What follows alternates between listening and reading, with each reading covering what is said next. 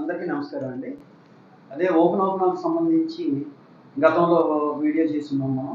అలాగే ఈ వీడియోలో మనం తెలుసుకోవాల్సింది ఏంటి అంటే, అసలు మనం ఈ ప్రాసెస్ చేసుకునే ప్రక్రియలో అసలు ఎవరికి సారీ చెప్పాలి, ఎవరికి థ్యాంక్స్ చేయాలి, ఎవరిని ఐ లవ్ యూ అని చెప్పాలి, ఎవరిని భజించాలి, ఏంటి అసలు అన్న విషయం మీద కొంచెం మాకు తడబాటుగా ఉందండి. కరెక్ట్గా తెలియట్లేదు ఎలా చేయడం అనేది. దాని గురించి ఒకసారి మీరు గురువుగారితో ప్రస్తావించి మాకు తెలియపరచవలసిందిగా కోరడం జరిగిందండి. ఆ విషయమే మీ అందరికీ ఇంకొంచెం అర్థమయ్యేటట్టు, ఇన్ఫర్మేషన్ ఇచ్చేటట్టు ఈ వీడియోలో చేద్దామని నేను ప్రయత్నం చేస్తున్నాను. అలాగే క్లాసెస్ విషయంలో కూడా గత వీడియోలో చెప్పామండి. మళ్ళీ క్లాసెస్ మళ్ళీ చెప్తున్నాను. మే 4, 5వ తారీఖున క్లాసెస్ అనేది కండక్ట్ చేయడం జరుగుతుందండి. నమస్తే అండి గురుగారు. అదే మనం గతంలో మీరు చెప్పినట్టు అర్జీ కూడా చక్కగా రాసి చాలా చక్కగా విపులంగా ఇచ్చేసారు. చాలా మందికి రీచ్ అయిందండి. చాలా సంతోషం. మీకు చాలా అభినందనలు తెలియజేయమని చెప్పారు. సరే, ముందు తర్వాత మీరు అడిగిన ప్రశ్న ఏంటంటే, ఇది చాలా మందికి ఉన్నటువంటి ప్రశ్న. అంతేకాకుండా ఎవరైతే కొంతమంది మీరు అడిగారన్నారు కదా, ఆ కొంతమంది నిజంగా ప్రాక్టీస్ చేశారు. చేస్తేనే ఇటువంటి సందేహాలు వస్తాయి. చేయకుండా చాలా మంది యూట్యూబ్లో అలా వింటూ ఉంటారు కదా, వాళ్ళకి ఇటువంటి సందేహాలు రావు.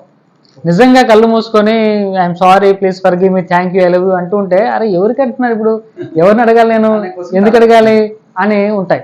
పైగా యూట్యూబ్లో రకరకాలుగా దీని మీద కంటెంట్ ఉన్నాయి. ఒక రతను ఏం చేశారంటే, తనను తాను I'm sorry, please forgive me, thank you, I love you అని తను తాను చెప్పుకోవాలని చెప్తాడు. ఇంకొకరు ఇప్పుడు డబ్బుల గురించి చేస్తున్నాను అనుకోండి, dear money, I'm sorry, please forgive me, thank you, I love you అంటున్నాడు. నాకు కార్ కావాలి, dear car, I'm sorry, please forgive me, దాన్ని పెడుతున్నాను. నాకు ఇల్లు కావాలి, my dear house, my dear dream home, I'm sorry, please forgive me, thank you. ఇలాగా అంటే అడ్రస్సింగ్ దానికి చేసుకుంటున్నారు. మనకు హ్యూలిన్ చెప్పాడు. ఇది ప్రపోజ్ చేసిన వ్యక్తి డాక్టర్ హ్యూలిన్ అని చెప్పాం. తర్వాత జో వైటాలే అని ఇంకొక అతనితో బాగా క్లోజ్గా పనిచేసేది. అతను కూడా ఒక ఇటువంటి సైంటిస్టే. వాళ్ళు చెప్పినటువంటి విషయం ఏంటంటే, వాళ్ళు ఇటువంటి ఐటమ్స్ని రెఫర్ చేస్తూ చెప్పలా.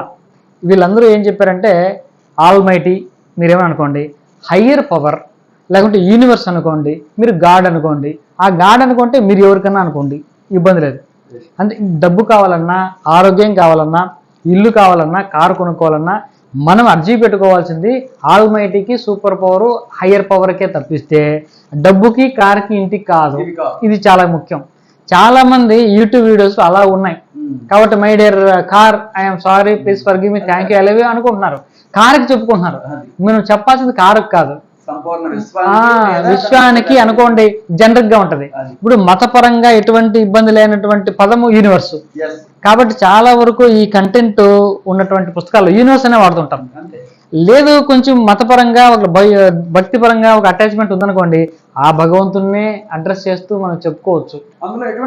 యూనివర్స్ అంటే ఫీల్ తక్కువ ఉంటది, ఒక జడ పదార్థంలా చూస్తాం. అదే యూనివర్స్ని ఒక తల్లిలాగా, గురువులాగా, దైవంలాగా మనం చూసామనుకోండి, మనకు ఫీల్ బాగుంటుంది. ఒక తండ్రిలాగా, తల్లిలాగా చూస్తే. అందుకని భగవంతుడికే చెప్పుకోవాలి. భగవంతుడికి ఎందుకు చెప్పుకోవాలి అంటే, ఇప్పుడు డబ్బు అనుకోండి, డబ్బులు నా దగ్గర ఉండట్లేదు, లేకుంటే నేను ఆశించినంత సంపాదన నాకు రావట్లేదు. ఈ రాకపోవడానికి నాలో ఉన్నటువంటి ఆలోచనలు, భావనలు, విలువలు, తర్వాత నమ్మకాలు, ఇదే కారణం. ఇప్పుడు ఉదాహరణ చెప్తానండి. నేను ఒకటి నమ్ముతా, డబ్బు ఉన్న చోట సమస్య ఉంటుందని చెప్పి చాలామందికి నమ్ముతారు. డబ్బు అంటే సమస్య అండి, డబ్బులు ఉన్నాయంటే అక్కడ సమస్యలు ఉంటాయి, లేకపోతే డబ్బులు అంటే అనెథికల్, డబ్బులు ఉన్న చోట మంచి ఉండదు, ఇలా అంటూ ఉంటారు. వాళ్ళకు కొంతమందికి చాలా డీప్గా అది నమ్ముతారు. అది బిలీఫ్ సిస్టమ్. ఆ బిలీఫ్ సిస్టంలో ఏంటి, డబ్బు అంటే సమస్య, ఇది ఫిక్స్ అయిపోయి ఉంటుంది. సరే, అది పక్కన పెడదాం. సమస్యల్ని ఎవరైనా కోరుకుంటారా? అందరూ సుఖాలు, సంతోషాలు కోరుకుంటారు, సమస్యలను కోరుకోరు. సమస్యల్ని అవాయిడ్ చేస్తాం. ఇదొకటి మన మైండ్లో డీప్గా ఉంటుంది, ప్రతి ఒక్కరికి ఉంటుంది. సమస్యలు అంటే మనం దానికి దూరంగా ఉంటాం. డబ్బు అంటే సమస్య. ఇప్పుడు దేనికి దూరంగా ఉంటాం మనం? డబ్బుకు దూరంగా ఉంటాం. మనకు తెలియకుండానే దానికి లింక్ ఏర్పరచుకున్నాం. డబ్బును ఒక సమస్యగా చూడడం, సమస్యకు మనం దూరంగా ఉండడం. దీనివల్ల ఏం చేస్తుంది అంటే, భగవంతుడు మనం ఎటువంటి పరిస్థితి కల్పిస్తున్నాడంటే, ఈ డబ్బుకు దూరంగా ఉండేలా మనల్ని అనుగ్రహిస్తున్నాడు. ఆయన అనుగ్రహం అది. ఇది మనం చేసిన తప్పు. కాబట్టి మనం దీన్ని మారుస్తున్నాం. ఇటువంటి రాంగ్ ప్రోగ్రామ్స్, రాంగ్ బిలీఫ్స్ ఏదైతే ఇంతకాలం తెలుసో తెలియకో ఆరోగ్యం పట్ల, డబ్బు పట్ల, సమాజం పట్ల మనం నెత్తినేసుకొని దాన్ని నమ్మి అటువంటి వాటితో ఉన్నామో వాటిని క్లీన్ చేసుకుంటున్నాం. ఆ క్లీనింగ్ ప్రాసెస్ మనకు ఓపెన్ కాబట్టి ఓపెన్ చేసుకున్నప్పుడు అది మొత్తం క్లీన్ అయిపోతుంది. రెండోది, ఇంకొంతమంది కూడా నన్ను అడిగారు, అది కూడా చెప్పాలి. ఇది ఎంతకాలం చేయాలని అడుగుతున్నారు.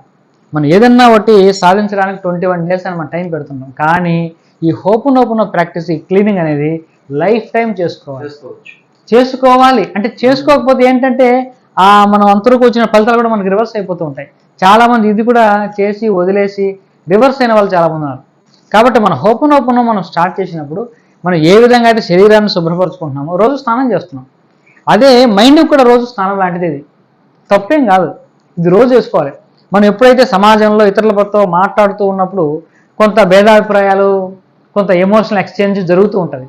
అది ఏ రోజు కరెక్ట్ మనం క్లీన్ చేసుకుంటే అది రకరకాల ప్రోగ్రామ్స్, ఎమోషనల్ ఇంబ్యాలెన్స్ మన ఆరోగ్యం పట్ల అది కలిగించకుండా ఉండాలంటే ఎప్పటికప్పుడు మనం క్లీన్ చేసుకోవాలి. ఆ క్లీన్ చేసుకునే ప్రాసెస్ ఓపెన్. కాబట్టి డైలీ చేసుకోవాలి, లైఫ్ టైం చేసుకోవాలి. అంతేగాని ఏదో 21 days ఆపేసేది కాదు ఈ సాధన. కాబట్టి ధ్యానం లాంటిదే ఓపెన్ కూడా డైలీ చేసుకోవాలి.